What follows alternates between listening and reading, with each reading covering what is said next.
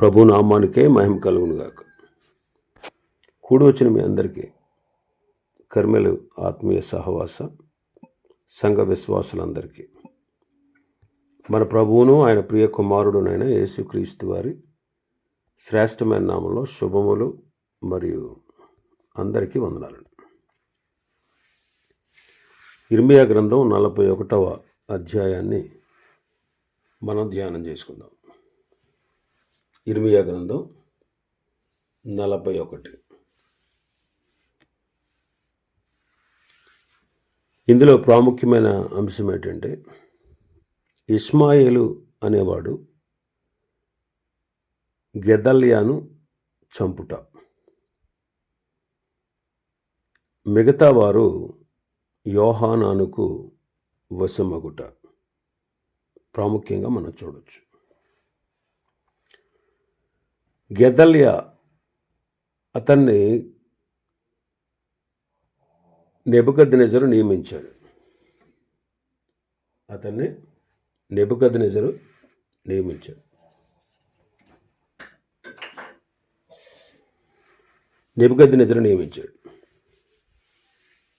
అయితే నెబుకద్నెజరు నియమించినటువంటి గెదల్యాను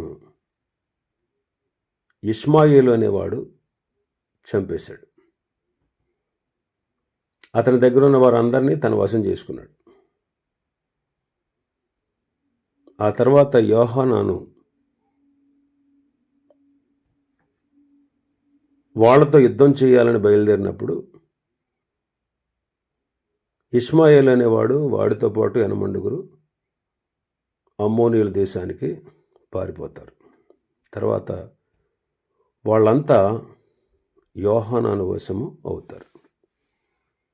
అది ఈ అధ్యాయంలో ఉన్నటువంటి విషయం. మొదటి వచనం చదువుతాను. 7వ మాసమున ఎలీషామా మనుమడును నెతన్యా కుమారుడును రాజవంశస్థుడును రాజు యొక్క ప్రధానులలో ఒకడునగు ఇష్మాయేలు అని వాడును అతనితో 10 మంది మనుషులను మిస్పాలోనున్న అహీకాము కుమారుడైన గెదల్యా యొద్దకు వచ్చి అక్కడ అతనితో కూడా మిస్పాలో భోజనము చేసిరి. ఇష్మాయేలు గెదల్యా యొద్దకు వచ్చి మోసయుక్తంగా అతనితో సహవాసం చేశారు. ఈ దినాల్లో కూడా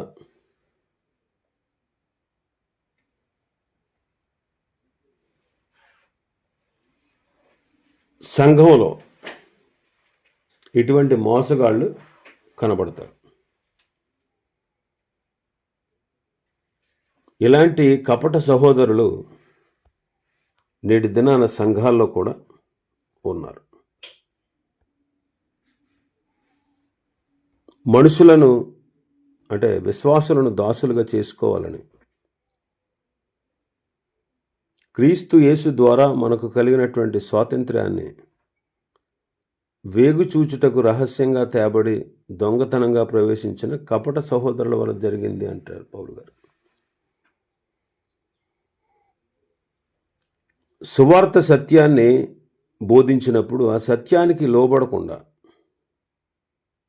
ప్రజల్ని తమ వైపు త్రిప్పుకునేటువంటి కపట బోధకులు, కపట సోదరులు ఉన్నారు అని పౌలు గారు గలతీ జిల్లాలో ఉన్న సంఘాలకు రాశారు.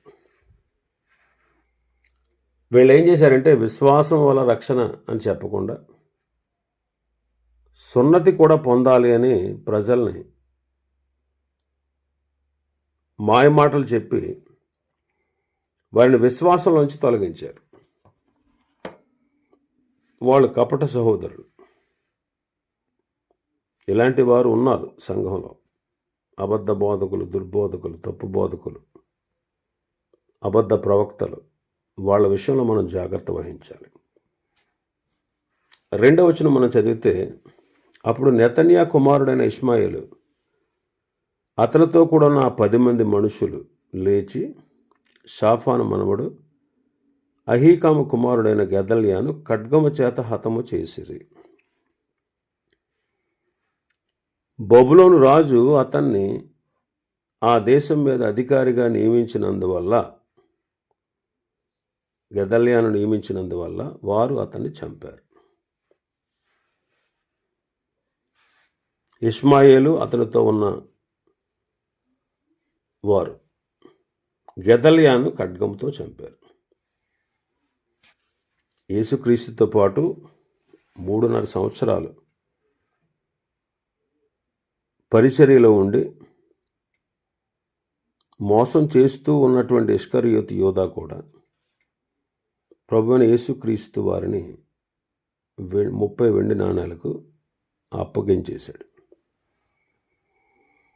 ఈ దినములలో కూడా కపటంగా ఉండే సహోదరుల వల్ల అనేకమైన ఆపదలు రావచ్చు. కాబట్టి ఆ విషయంలో మనం జాగ్రత్తగా ఉండాలి.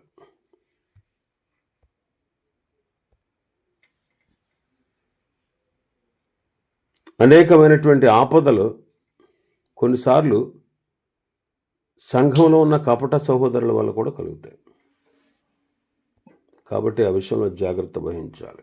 ఇంకా మనం చూస్తే 3వ వచనం నుంచి 7వ వచనం వరకు. మరియు మిస్పాలో గెదల్యా యొద్ద ఉండిన యూదులను అందరినీ, అక్కడ దొరికిన యోధులకు కల్దీయులను ఇష్మాయేలు చంపాడు. గెదల్యా యొద్ద ఉన్న యూదులను, అక్కడ దొరికిన కల్దీయుల యోధులను ఇష్మాయేలు చంపాడు. అతడు గెదల్యాను చంపిన తర్వాత 2వ నాడు మరొక 80 మందిని చంపాడు. కొంతమంది దేవుని మందిరానికి నైవేద్యాలు, ధూపద్రవ్యాలు చేతబట్టుకుని షెకెము నుండి, షిలోహు నుండి, షోమ్రోను నుండి వచ్చారు. 80 మంది పురుషులు వాళ్ళు. ఈ నెతన్యా కుమారుడైనటువంటి ఇష్మాయేలు వారిని ఎదుర్కొనడానికి మిస్పాలో నుండి బయలువెళ్ళి వాళ్ళని కలుసుకొని, ఇదిగో మీరందరూ అహీకాము కుమారుడైన గెదల్యా యొద్దకు రండి అని వాళ్ళని ఆహ్వానించాడు. వారు బయలుదేరి ఆ పట్టణం మధ్యకు వచ్చేటప్పటికి వారిని చంపి ఒక గోతులో పడేశారు. ఒకప్పుడు ఆసారాజు ఆ గోతుని తవ్వించాడు. బయషాతో యుద్ధం చేసేటప్పుడు ఆ గోతుని తవ్వాడు అనమాట. అయితే 70 మందిని చంపేశారు.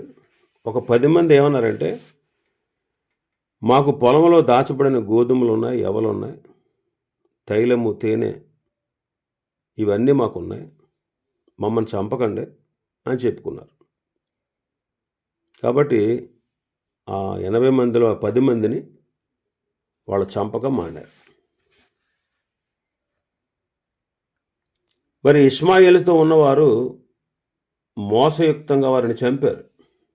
మీరు గెదల్యా యొద్దకు రెండని వాళ్ళని ఆహ్వానించినట్టు ఆహ్వానించి పట్టణం దగ్గరికి వచ్చేటప్పటికి వాళ్ళని చంపేశారు. ఇలాంటి హత్యలు ఈనాడు సంఘంలో కూడా ఉన్నాయి. యాకోబు గారు అంటాడు, 4వ అధ్యాయం 1-2 వచనాలు చదివితే, మీలో యుద్ధములు, పోరాటాలు దేని నుంచి కలుగుతున్నాయి? మీ అవయవంలో పోరాడు మీ భోగేచ్ఛల నుండే కదా. మీరు ఆశించుచున్నారు కానీ మీకు దొరుకుటలేదు, నరహత్య చేస్తారు, మత్సర పడతారు, సంపాదించుకోలేరు, పోట్లాడతారు, యుద్ధం చేస్తారు, కానీ దేవుని అడగనందున మీకేమీ దొరకదు. ఒకవేళ మీరు అడిగినా మీ భోగముల నిమిత్తం దురుద్దేశంతో వినియోగించడానికి అడుగుతున్నారు, కానీ అందువల్ల మీకు దొరకట్లేదంట. కాబట్టి ఈనాడు సంఘంలో యుద్ధాలు, పోరాటాలు, కలహాలు, నరహత్యలు, మత్సరం, పోట్లాటలు ఇవన్నీ ఉన్నాయి సంఘంలో ఇవన్నీ ఉన్నాయి. నరహత్యలు ఉన్నాయి. నరహత్యలు అంటే ఏంటి? ప్రభు చెప్పినట్టు మత్తయి సువార్త 5వ అధ్యాయంలో 21-22 వచనాలు, నరహత్య చేయవద్దు, నరహత్య చేయవాడు విమర్శకు లోనగనని పూర్వీకులతో చెప్పబడిన మాట మీరు విన్నారు కదా. నేను మీతో చెప్పినదేమనగా, తన సహోదరుని మీద కోపపడు ప్రతివాడు విమర్శకు లోనవుతాడు. తన సహోదరుని చూచి వ్యర్థుడా అని చెప్పేవాడు మహాసభకు లోనవుతాడు. ద్రోహి అని చెప్పేవాడు నరకాగ్నికి లోనవుతాడు.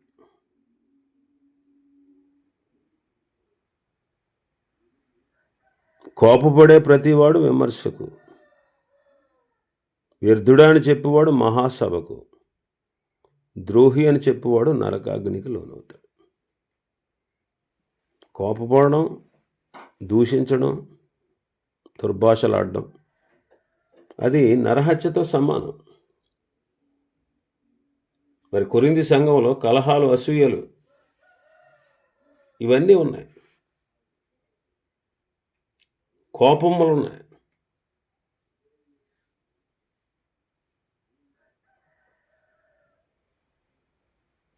కాబట్టి ఆ విషయంలో మనం చాలా జాగ్రత్తగా ఉండాలి. సంఘములో శరీర సంబంధుల ద్వారా ఇలాంటివన్నీ వస్తాయి. సంఘంలో ఆత్మ సంబంధులు ఉంటారు, శరీర సంబంధులు ఉంటారు. శరీర సంబంధుల వల్ల ఈ సమస్యలు చూడండి. లోతు పశువుల కాపరులకి, అబ్రహాం పశువుల కాపరులకి గొడవ వచ్చింది. అబ్రహాము ఆత్మ సంబంధి, లోతు శరీర సంబంధి. అతడు విశ్వాసే, కానీ విధేయుడు కాదు. మరి ఆ టైంలో అబ్రహాము ఏం చెప్పాలి? రేయ్ లోతు, నువ్వు నీ వాళ్ళందరూ కలిసి అలా పక్కకు పోండి, వెళ్ళిపోండి దూరంగా అని చెప్పాలి. కానీ అబ్రహాం ఏమన్నాడు? ఆత్మ సంబంధి కాబట్టి, రే నువ్వు తూర్పుకి వెళ్తే నేను పడమటికి వెళ్తాను, నువ్వు ఉత్తరానికి వెళ్తే నేను దగ్గర, చాయిస్ ఈజ్ యువర్స్, నీదే చాయిస్ అన్నాడు. ఆత్మ సంబంధి అబ్రహాం. వీడి శరీర సంబంధి కాబట్టి అడిగిందే చెప్పిందే తడువు అన్నట్టు మంచి ప్లేస్ చూసుకుని అక్కడికి వెళ్ళిపోయాడు. అదేంటి పెదనాన్న, మా నాన్న చనిపోయిన దగ్గర నుంచి నన్ను పెంచి పోషించినోడు నువ్వే, నిన్ను వదిలిపెట్టి ఎక్కడికి వెళ్తాను?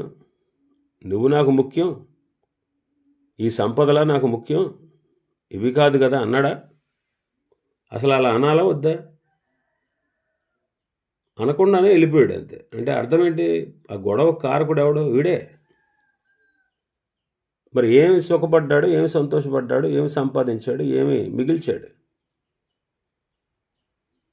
తన కుటుంబం భ్రష్ట సంతానంగా మిగిలారంతే. ఆఖరికి సమస్తాన్ని కోల్పోయాడు. శరీర సంబంధులు ఎలాగే ఉంటారు. శరీర సంబంధులకు ఎంతసేపు లోక సంబంధమైన విషయాలే, వారికి దైవిక సంబంధమైన విషయాలంత ఆసక్తి ఉండదు.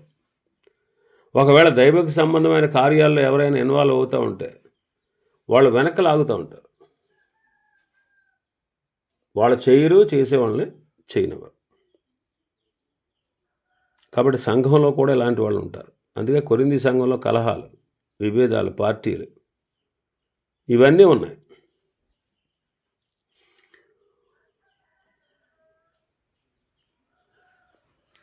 వాళ్ళ విశ్వాసులే, కానీ విధేయులు కాదు. అందుకే పౌలు గారు వారిని సరిచేశాడు, హెచ్చరించాడు. వాళ్ళు మారారు తర్వాత. కాబట్టి ఆత్మ సంబంధంలో కలవరాలు, కలతలు ఉండవు. మరి సంఘంలో నీవెవరో? ఆత్మ సంబంధివా లేకపోతే శరీర సంబంధివా? ఒక్కసారి మనల్ని మనం విమర్శించుకోవాలి. 8వ వచనం. అయితే వారిలో 10 మంది మనుషులు ఇష్మాయేలుతో, పొలములలో దాచబడిన గోధుమలు, యవ్వలు, తైలము, తేనె మొదలైన ద్రవ్యాలు మాకు కలవు, మమ్మల్ని చంపకమని చెప్పుకొనగా అతడు వారి సహోదరులతో కూడా వారిని చంపక మానెను. ఆ 80 మందిలో 10 మంది ఏమన్నారు? మా దగ్గర గోధుమలు ఉన్నాయి, తైలం ఉంది, తేనె ఉంది, మమ్మల్ని చంపొద్దు అని వేడుకున్నారు. ఈ 10 మంది తప్పించుకున్నారు. ఈ 10 మంది ప్రాణాలు కాపాడిన ఏంటి? గోధుమలు, తైలము, తేనె. గోధుమలు అంటే ఆహారం. ఈనాడు మనల్ని కాపాడేది మనల్ని జీవంతో ఉంచేది ఏది? జీవాహారమైన క్రీస్తే. ఆయనే మనకు మరణం లేకుండా జీవాన్ని ఇచ్చేవాడు. జీవాహారమైన క్రీస్తు. ఆయన తను తాను గోధుమ గింజతో పోల్చుకున్నాడు. మరి యేసుక్రీస్తులో మనం మరణాన్ని తప్పించుకోగలం. రెండవది తైలం, పరిశుద్ధాత్మకు సాదృశ్యం. పరిశుద్ధాత్ముడు యేసుక్రీస్తు ఆత్మే. ఆత్మ లేనివాడు నావాడు కాదు అన్నారు. పరిశుద్ధాత్ముడు ఆత్మయ మనల్ని జీవింపచేసేది. మూడవది తేనె. తేనె దేవుని వాక్యానికి దృష్టాంతం. మరి వాక్యము ప్రభువైన యేసుక్రీస్తే. ఆది యందు వాక్యం ఉండెను, వాక్యము దేవుని వద్ద ఉండెను, వాక్యము దేవుడై ఉండెను. తేనె కంటే, జుంటి తేనె దారల కంటే మధురమైనది నీ వాక్యం అంటాడు దావీదు భక్తుడు కీర్తన 19లో. మరి ఈ వాక్యం, ఈ తేనె, ఈ మూడు వారి ప్రాణాలను కాపాడాయి. వాళ్ళు మరణాన్ని నుంచి తప్పించబడ్డారు. అందుకే కల్వరిలో యేసుక్రీస్తు ప్రభువారు మన కోసం మరణం పొంది తిరిగి లేచి మనల్ని మరణాన్ని నుంచి, నరకాన్ని నుంచి తప్పించాడు. ఆయనలో ఉన్న జీవాన్ని మనకి ఇచ్చాడు. కాబట్టి వారి ప్రాణాలను కాపాడింది మూడు పదార్థాలే. అలాగే ఈనాడు మనల్ని రక్షించేది ప్రభువైన యేసుక్రీస్తు, మనల్ని నడిపించేది పరిశుద్ధాత్ముడు, మనల్ని బ్రతికించేది దేవుని యొక్క వాక్యం, ఆత్మీయంగా బ్రతికించేది. కాబట్టి వీటి మీద మనం ధ్యాస కలిగి ఉండాలి. ఇక 9వ వచనంలో మనం చూస్తే ఇష్మాయేలు గెదల్యాతో కూడా చంపిన మనుషుల శవములన్నిటిని పడవేసిన గొయ్యి, రాజైన ఆస ఇశ్రాయేల్ రాజైన బయషాకు భయపడి త్రవించిన గొయ్యి. నెతన్యా కుమారుడైన ఇష్మాయేలు చంపబడిన వారిని, వారి శవాల్ని ఆ గోతులో పడేశాడు. ఆ తర్వాత ఇష్మాయేలు మిస్పాలో ఉన్న జనశేషం అంతటిని, రాజకుమార్తెలందరినీ, రాజదేహ సంరక్షకులకు అధిపతి అయిన నెబూజరదాను, అహీకాం కుమారుడైన గెదల్యాకు అప్పగించిన జనులందరినీ చెరపట్టుకుని తీసుకెళ్ళిపోయాడు. అక్కడి నుంచి అమ్మోనీయుల దగ్గరికి వెళ్ళిపోవాలని వాడు ప్రయత్నం చేస్తూ ఉన్నాడు.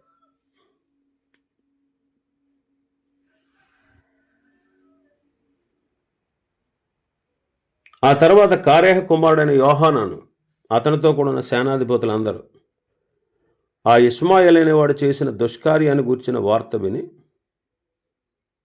వాళ్ళందరూ కలిసి ఇష్మాయేలుతో యుద్ధం చేయాలని బయలుదేరి గిబియోనులోనున్న మహాజలముల దగ్గర అతను కలుసుకున్నారు. ఇష్మాయేలు చెరపట్టబడినటువంటి ప్రజలందరూ కూడా యోహానాను, అతనితో కూడా ఉన్న సేనాధిపతులను చూసినప్పుడు వారికి సంతోషం కలిగింది. వాళ్ళందరూ ఏం చేశారంటే యోహానానుతో కలిశారు. ఇష్మాయేలును వదిలేసి. అయితే నెతన్యా కుమారుడైన ఇష్మాయేలు 80 మనుషులు యోహానాను చేతులను తప్పించుకుని వాళ్ళ అమ్మోనీయుల దగ్గరికి పారిపోయారు. అప్పుడు యోహానాను చెంత వీళ్ళందరూ చేరారు.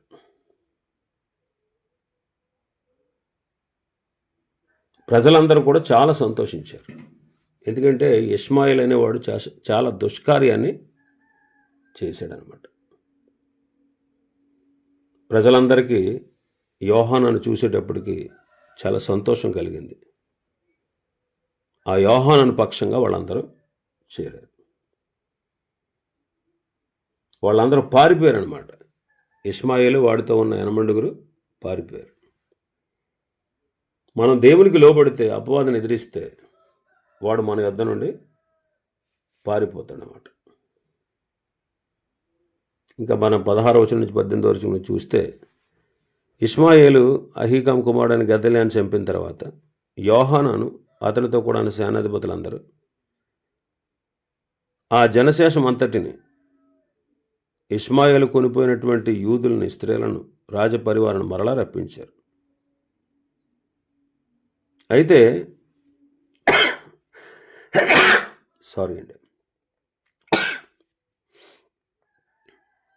అయితే వారు బబులోను రాజు ఆ దేశం మీద నియమించినటువంటి అహీకాం కుమారుడైన గెదల్యాను ఈ ఇష్మాయేలు అనేవాడు చంపేసినందువల్ల కల్దీయులు మరలా వచ్చి వీళ్ళని ఏదన్నా నాశనం చేస్తారేమో, వీళ్ళని చంపేస్తారేమో అని భయపడిపోయి ఐగుప్తు దేశానికి వెళ్ళిపోవాలని వారు నిర్ణయం చేసుకున్నారు. కాబట్టి బెత్లెహేము దగ్గర ఉన్న గేతూరు కింహాంలో వాళ్ళు దిగారు. యోహానాను యోధా ప్రజలందరినీ ఐగుప్తునకు తీసుకుని వెళ్ళిపోతాడు. కారణం ఏంటంటే కల్దీయులకు భయపడి.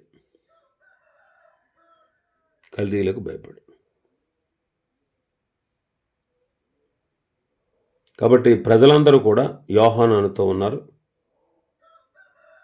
ఈ గెదల్యాను చంపినటువంటి ఇష్మాయేలు వారి యొద్ద నుండి పారిపోయాడు. ఎంత క్రూరుడో చూడండి ఇష్మాయేలు.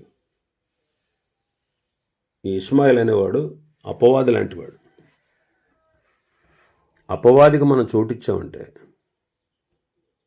వాడు ఎంతటి ఘోరమైనటువంటి స్థితికైనా మనం నడిపిస్తాడు. చూడండి, కయ్యీనును నడిపించాడు వాడు. కయ్యీనును అపవాదిగాడు నడిపించాడు, సాతాను నడిపించాడు. అందుకే దేవుని యొక్క మార్గంలో వాడు రానివ్వలేదు. వాళ్ళలో కోపాన్ని పుట్టించాడు, సత్క్రియ చేయకుండా చేశాడు, తమ్ముడిని చంపేటట్టుగా ప్రోత్సహించాడు, చివరికి ఆత్మహత్య చేసుకోవడానికి ప్రేరేపించాడు. వాడిని త్వరగా చావాలనే అభిప్రాయాన్ని వాళ్ళు పుట్టించాడు. చివరికి వాడిని నరకానికి పాత్రుడుగా చేశాడు. ఎవడు? అపవాది. వాడికి చోటిచ్చామంటే అంతే. చూడండి, ఆదాము అవ్వలు చోటిచ్చారు, ఎంత ఘోరమైనటువంటి నష్టాన్ని తెచ్చారు. తద్వారా మానవులందరూ పాపులవడానికి కారకులయ్యారు. కాబట్టి అపవాది ఎంత భయంకరుడు. కాబట్టి వాడికి మనం ఏమాత్రం లొంగకూడదు. ఇవి ఈ అధ్యాయంలో ఉన్నటువంటి విషయాలు. ప్రభు చిత్తమైతే మరొక అధ్యాయాన్ని రేపటి దినం ప్రారంభించుకుందాం. దేవుడి వర్తమాన వాక్యాన్ని మన వెనుకడిలో ఆశీర్వదించును గాక. ఆమేన్.